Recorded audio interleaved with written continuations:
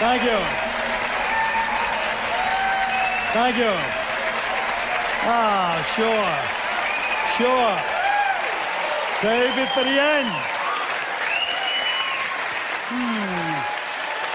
Nice.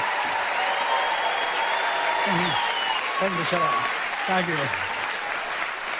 Well, it's good to see a little respect for me, but also for history.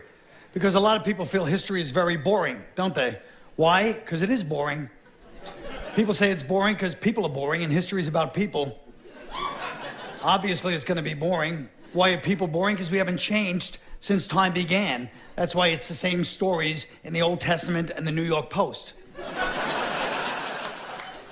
Scientifically, we've advanced a lot, but human nature is exactly the same. That's why nanotechnology can isolate a single strand of DNA and stop a global plague, but we still need guards at the zoo so nobody tries to jump over the fence and kick the polar bear in the balls just to be a YouTube sensation. We can show images like that with the Hubble telescope, but we still need signs on restaurant bathrooms that say employees must wash hands. Nobody tries to make a sandwich right after they wipe their ass. But the question is, why are we like this? War, genocide, annihilation. With all the progress, where's the progress? Charles Darwin talks about survival of the fittest. We're the survivors. All right, we're not the fittest, but it's something else about us, and this is no offense. We're the descendants of the pricks. Our ancestors are not the people who starved to death waiting their turn. That's why we're all still here. We're not the after yous, we're the after me's. We don't like to share. Even a hospital, the one place we would share, we all have people we love that are sick, suffering, dying. No. I go to the hospital to visit my aunt who's dying in the hospital, go in the room, another family in there with somebody they love, sick and suffering. I say hello to them, pass the little white curtain to my family. First words out of my family's mouth, don't talk to those people, they're assholes. You shouldn't have said hello to those people.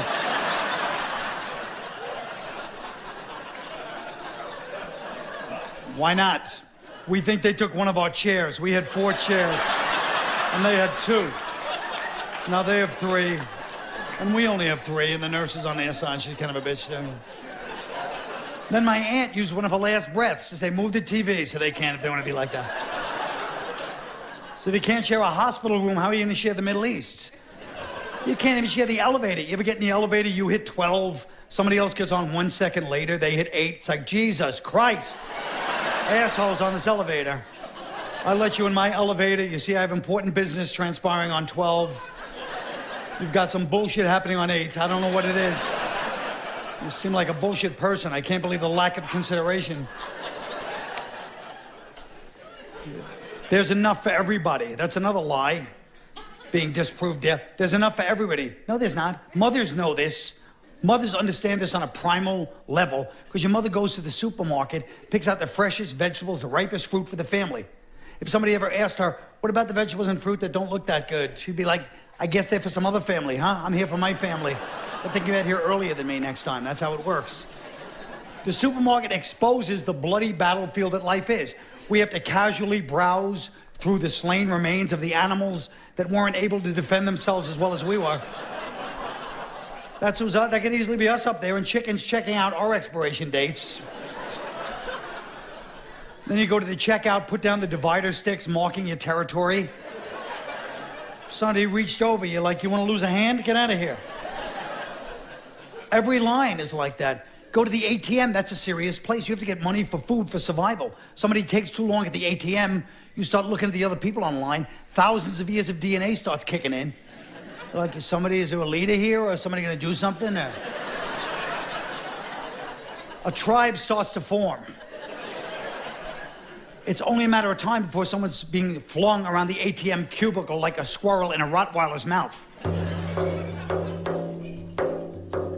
So we're tens of thousands of years before the ancient Greeks. The world's almost empty, but apparently there's still not enough for everybody, because you have groups of cavemen walking into each other's villages, knocking shit over, trying to bang the women, trying to steal the food.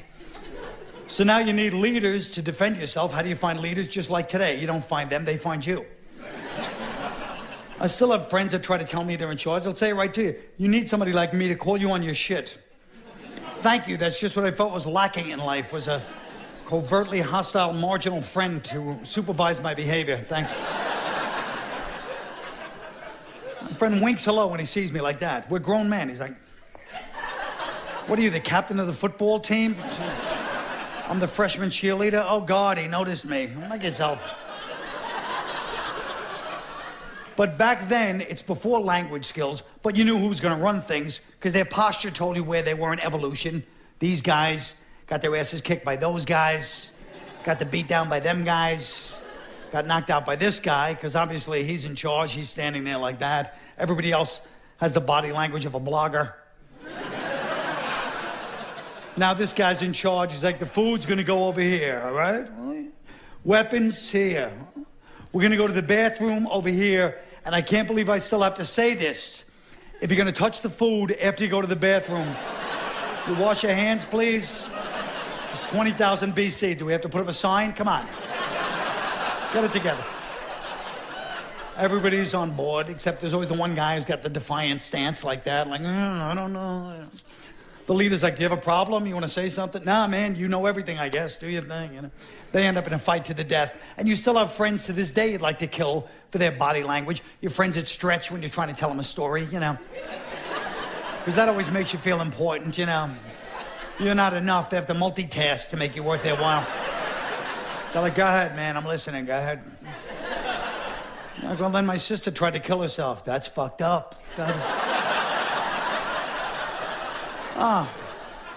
I'm glad you can incorporate it into your workout, because that'd be a double tragedy if she killed herself and you pulled a muscle running in the park. I don't know if I could live with the survivor's guilt in that combination. Some people just never evolve to where language matters. They act everything out. They grab you and they're talking about grabbing somebody, or they poke you. They always have a story where they reenact something on you. But people that are walking by don't know you and not the actual person. They always raise their voice at the wrong time. I told the guy, I said, you don't touch a 7-year-old boy, you pervert. Oh. People are walking by. What did he just say to that guy over there? I don't care if you're his uncle. You don't get in a bathtub. All right. We explained to these passerby, I'm an actor in your story playing the part of the child molester. And last week I was the jerk off at the dry cleaner. It's a repertory company, really. And, you know. So it goes on like that through the Sumerians, the Babylonians, the Old Testament, mindless brutality and instinct, until finally one guy coming home from another brutal battle stops at a lake to get a drink of water, looks down, sees his reflection in the lake. He's got a bloody beard. He's got animal skin, human gristle. He's got a necklace with eyeballs on it. He's like, wow, is this how I'm coming across to people? Because this is not who I am. I'm a good person.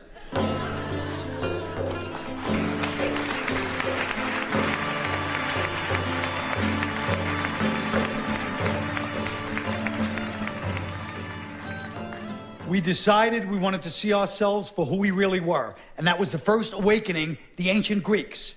Ancient Greeks, first ones to say an unexamined life is not worth living. They don't tell you what we found out. An examined life, not that fascinating either. When you've examined your life as we have, you realize you're not going to be Stephen Hawking, Ryan Seacrest, whatever their dream is. And we've over-examined our lives at this point. You ask anybody the innocent question, how are you? I'm 6 days off sugar. Thank you for asking. I'm getting closure on my toxic relationship. I'm healing from my unresolved childhood issues. Great. Welcome to Walmart was what I was going to say, but...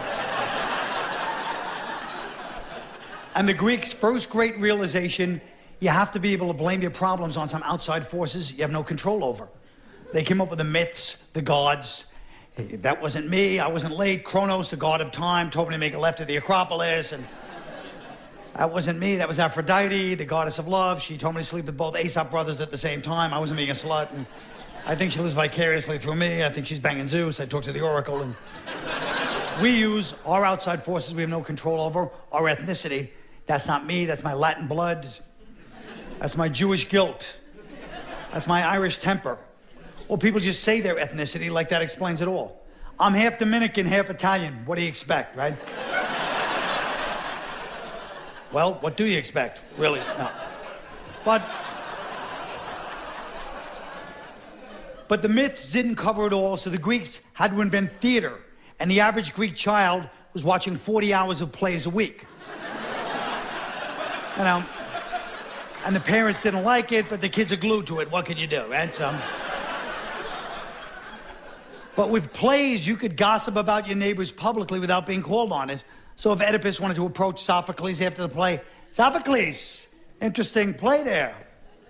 Thank you, Oedipus. Yeah. Was that one guy supposed to be me or something? Not really. Oh, because I fucked my mother and I killed my father, so you can understand why I might... Yeah, but that was a compilation of a lot of people I've known. You'd be surprised how many people did some variation on it. Oedipus was like, oh... But at least they watched nobility, epic plays, kings and queens, Antigone on her knees, crying over the loss of her dead brother. No! We watched Snooki on her knees, crying over the loss of her cell phone. No! No, my freaking cell phone. I hate this house. My cell phone's gone. I swear to God, I hate it here. Oh, what am I... Oh, no, wait a minute. I found it. It was in my hand. Don't worry about it. I found it. Because back then, everybody wanted to be deep. Everybody wanted to be a philosopher, a poet, a playwright. Throughout history, there's been this unspoken competition, smart guys versus tough guys, for who's going to be popular with the girls, society in general. So smart guys did well, the Age of Reason, the Renaissance. Tough guys, the Machine Age, the Industrial Revolution. Even today, this guy works for Google, that guy's got a Harley, a neck tattoo of a handgun. Girls are still conflicted about which one makes a better life partner. Let's be honest, ladies, but you know. But back then, it was the smart guys. But like anybody else, they couldn't just be smart. They had to start showing people they were smart. Suddenly, they come up with the poses. They're like this, you know. That one. People are like, oh, he's good, look, you know. They started to feel like they transcended human behavior and ego, but they were passive-aggressive and competitive, just like anybody else. When Socrates died, one of his last statements was, I know now that I know nothing. Kind of a dick move, right?